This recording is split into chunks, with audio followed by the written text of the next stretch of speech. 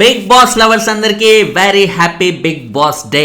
Yes, Bigg Boss 8 season అనేది ఇవాళ evening 7 o'clockకి అఫీషియల్గా లాంచ్ అవబోతుంది. అఫ్ కోర్స్ షూట్ అనేది ఆల్రెడీ స్టార్ట్ అయిపోయి రన్ అవుతున్నా కూడా ఇప్పుడు మనకి అఫీషియల్గా టీవీలో అయితే లేకపోతే హాట్స్టార్లో చూసే వాళ్ళకి 7 o'clockకి గ్రాండ్ లాంచ్ టెలికాస్ట్ అవబోతుంది అనమాట. ప్రోమో చూసారు కదా, ఇందాకే రిలీజ్ అయింది స్టార్ మా యూట్యూబ్ ఛానల్లో. ఫెంటాస్టిక్ అనిపించింది నాకైతే. మీకు ఎలా అనిపించింది ప్రోమో కింద కమెంట్ అయితే చేసేయండి.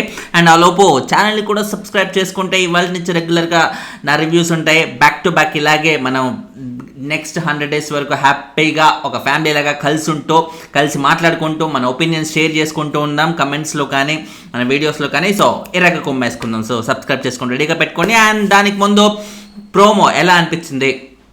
గృహప్రవేశం దేవదేవం సాంగ్తో ఎంట్రీ అనేది చాలా, అంటే ప్రతిసారి బిగ్ బాస్ హౌస్ అనేది మనకి చాలా ఒక స్టైలిష్ ఫీలింగ్తో ఏదో ఒక లాంజ్లోకి వెళ్తున్న ఫీలింగో లేకపోతే ఒక ఫారెన్ కంట్రీకి వెళ్తున్న ఫీలింగో అలా అనిపించింది. బట్ ఈసారి మటుకు చాలా ట్రెడిషనల్గా ఇండియన్ ట్రెడిషనల్ వేలో పద్ధతిగా ఏదో ఒక ప్రశాంతమైన పల్లెటూరుకి వెళ్ళిన ఫీలింగ్ లాగో మంచి ఒక పండగ వాతావరణంలో ఉన్న సంక్రాంతి పండగ వాతావరణంలో ఉన్న ఒక ఊరికి వెళ్తే ఎలా ఉంటుంది అంత క్లాసికల్ ఫీలింగ్తో అనిపించింది అనమాట. ఆ ముగ్గులతో కలిగిన డిజైన్లు కానీ ట్రెడిషనల్ డిజైన్స్ కానీ చాలా అద్భుతంగా అనిపించింది నాకైతే హౌస్. అంటే ఇంతకుముందు సీజన్స్లో కూడా బాగున్నా కూడా ఈసారి ఏంటంటే కొంచెం ట్రెడిషనల్ వేలో ఇండియన్ వేలో వెళ్దామనే ఉద్దేశంతో వాళ్ళు చేసిన ఈ అటెంప్ట్ అనేది నాకైతే చాలా బాగా నచ్చిందని చెప్పాలి. అండ్ తర్వాత చూసుకుంటే అన్ప్రెడిక్టబుల్ కంటెస్టెంట్స్ అంట. ఆల్రెడీ మనం ప్రిడిక్ట్ చేసాంగా చాలామంది. బట్ ఏంటంటే డెఫినెట్లీ కంటెస్టెంట్స్ విషయంలో మటుకు చాలా వరకు ఈసారి జాగ్రత్తలు తీసుకున్నారనే చెప్పాలి.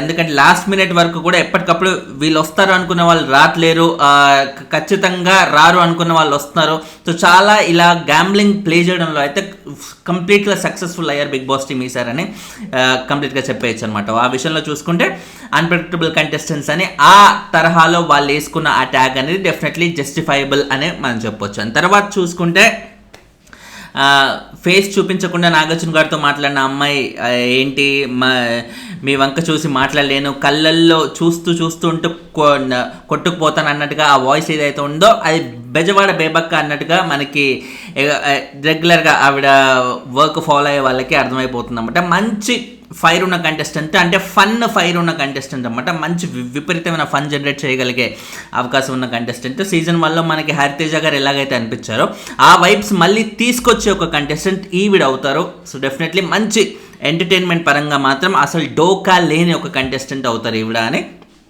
I personally feel. అండ్ తర్వాత చూసుకుంటే భలే లాజిక్ అనిపించింది ఒక కంటెస్టెంట్ చెప్పింది.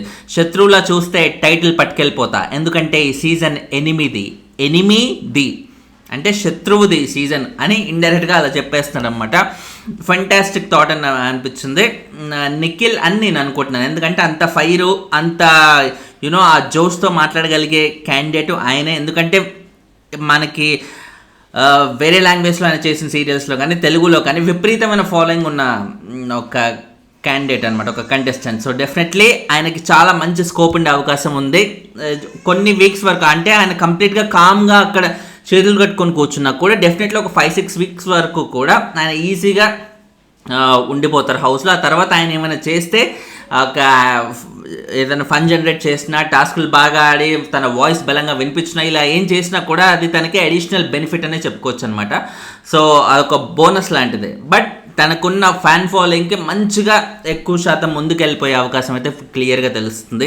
అండ్ తర్వాత అది నిఖిలే అన్నట్టుగా మనకి అర్థం చేసుకోవచ్చు. అండ్ చూద్దాం ఈవినింగ్ అది కరెక్ట్ అవుతుందో కాదు అని. అండ్ తర్వాత చూస్తుంటే ప్రతిసారి ఒక్కొక్క కంటెస్టెంట్ ఇంట్లోకి వెళ్తారు కదా, ఈసారి ఒక్కొక్కరు కాకుండా ఇద్దరు వెళ్తారు అనమాట. ఒక అమ్మాయి ఒక అబ్బాయి అన్నట్టుగా మనకి ప్రోమోలో చూపించినట్టుగా తెలుస్తుంది. మనకు కూడా అదే కావాలి కదా. ఒక్కొక్కరు వెళ్తూ ఉంటే కొంతమంది ఒక్కొక్కరి కంటే ఇంకా అంతమందా అని మనం ఇట్లా వెయిట్ చేయాల్సిన అవసరం లేదు. ఎవరైనా బోర్ వచ్చిన వాళ్ళకి ఇంకెంతసేపు అనే ఫీలింగ్ అనుకోవాల్సిన అవసరం లేదు. ఇద్దరు అయితే కొంచెం ఇంకా ఎర్లీగా అయిపోయే అవకాశం ఉంటుంది. ఎర్లీగా అయిపోవడం అనేది పక్కన పెడితే మనకి చూడడానికి కొంచెం డిఫరెంట్గా అనిపిస్తుంది. భలే చేశాడు ఇది, భలే ఉందిరే ఇది అన్నట్టుగా కొంచెం డిఫరెంట్గా చూసే అవకాశం అయితే ఉంటుంది ఈసారి షో.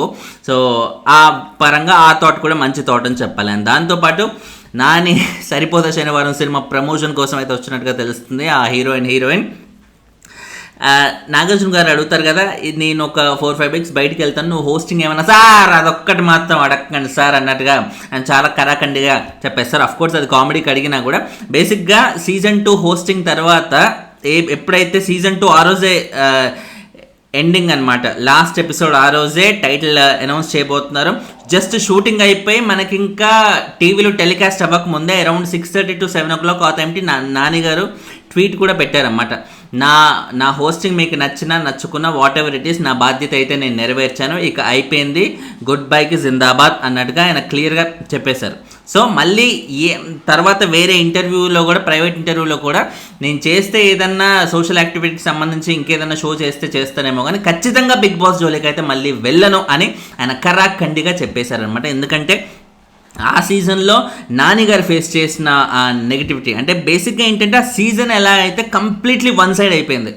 కౌశల్ గురించి ఎవరైనా 1% నెగిటివ్గా మాట్లాడినా కూడా అసలు దుమ్మెత్తిపోసే లెవెల్లో అయిపోయారన్నమాట. తోటి కంటెస్టెంట్స్ అలాగే ఒక అట్మాస్ఫియర్ క్రియేట్ అయింది తోటి కంటెస్టెంట్స్కి, అండ్ నాని గారికి కూడా అలాగే క్రియేట్ అయింది. అంటే కంప్లీట్గా కౌశల్ ఒక సూపర్ స్టార్ లాగా అయిపోయాడు ఆ సీజన్కి. సో ఆ పరంగా ఆబ్వియస్లీ హోస్ట్ హోదాలో నాని గారు కంప్లీట్ ఎప్పుడూ పాజిటివ్గా మాట్లాడలేదు కదా కౌశల్ గురించి.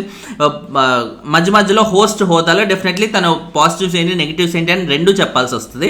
నెగిటివ్స్ చెప్పినప్పుడు డెఫినెట్లీ తను నెగిటివిటీ ఫేస్ చేయడం వల్ల మళ్ళీ బిగ్ బాస్ జోలికి నేను బోనరా బాబు, నాకెందుకు, నా సినిమాలు నేను ప్రశాంతంగా చేసుకుంటున్నామని, ఇవన్నీ నాకెందుకు అన్నట్టుగా చాలా కరాఖండిగా అప్పుడే ఆయన నిర్ణయం తీసుకున్నారు. దానికి తగ్గట్టే ఇప్పటివరకు అయితే బిగ్ బాస్ జోలికి అయితే రాలేదు, జస్ట్ గెస్ట్గా వచ్చేయడమే తప్ప కంప్లీట్గా ఇక్కడ ఉంటూ ఆయన ఏమీ ఉంటాననే ఫీలింగ్ అయితే ఆయనకి ఎప్పటికీ లేదన్నట్టుగా క్లియర్గా చెప్పేయచ్చు అనమాట. అండ్ తర్వాత హౌస్లోకి వెళ్ళాక కూడా ఆయన చెప్పారు కదా, ఇప్పుడు అందరు చాలా హ్యాపీగా ఉన్నట్టున్నారు, నాకు మీ ఫ్యూచర్ కనిపిస్తుంది అని. ఎందుకంటే ఆయనకు తెలుసు కదా బిగ్ బాస్లో స్టార్టింగ్లో అందరు కలిసి ఉన్నా కూడా తర్వాత మెల్లిమెల్లిగా అన్నీ బయటికి వెళ్తాయి, బయటికి వస్తే దానివల్ల వాళ్ళకి వచ్చే సఫరింగ్లు కానీ అవి ఇవి మంచి వేడిలో ఉంటాయని ఆయన కూడా తెలుసు కాబట్టి ఆ డైలాగ్ అన్నట్టుగా మనకి తెలిసిపోతుంది. తర్వాత రానా అండ్ నివేద వీళ్ళిద్దరు కూడా వాళ్ళ ప్రాజెక్ట్ ప్రమోషన్ కోసం అయితే వచ్చినట్టుగా తెలుస్తుంది. నాగార్జున గారు ఏంటి, నువ్వు 3 days ఉండు, నువ్వు 5 days ఉండు అన్నట్టుగా ఏదో ఆఫర్ ఇస్తున్నారు.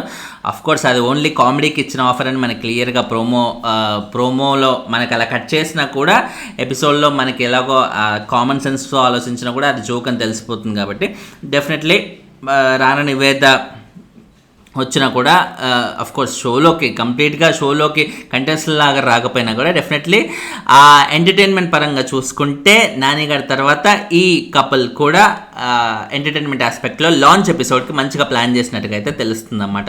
సో అండ్ తర్వాత చూసుకుంటే అనిల్ రావిపూడి గారు ఇంకా బిగ్ బాస్కి ఆల్మోస్ట్ ఏమంటారు, ఆయన కూడా సెకండ్ హోస్ట్ లాగా అయిపోయారనమాట. నాగార్జున గారి తర్వాత ఇంకెవరు బిగ్ బాస్కి అంతగా వన్నె తెచ్చింది, మాటికి ఏదో ఒక చుట్టంలాగా వచ్చెళ్ళిపోయేది ఎవరు అన్నట్టు, చుట్టంలాగా అంటే ఎప్పుడో వస్తారు, ఫ్యామిలీ మెంబర్ అయితే ప్రతిసారి అక్కడే ఉంటారు.